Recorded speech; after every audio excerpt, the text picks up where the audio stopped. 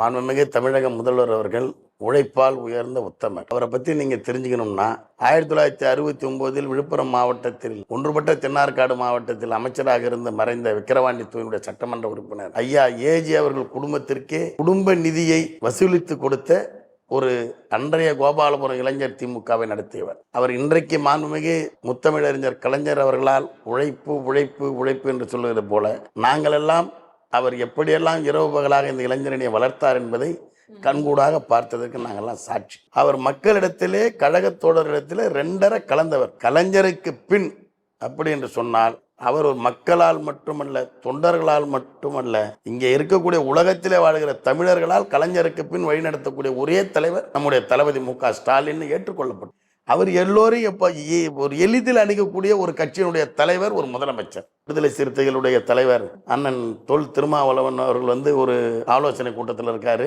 எதிர்கட்சியில் இருக்கிற சட்டமன்ற உறுப்பினர் மூத்த அமைச்சராக இருந்தவர் அண்ணன் செங்கோட்டையன் உட்கார்ந்திருக்காரு. ஒரு வாரத்துக்கு முன்னாடி நம்முடைய கூட்டணி கட்சியினுடைய தலைவர் அண்ணன் தமிழர் வாழ்வு உரிமை கட்சியினுடைய தலைவர் அண்ணன் வேல்முருகன் அறிவாலயத்தில் சந்திச்சுட்டு வராரு.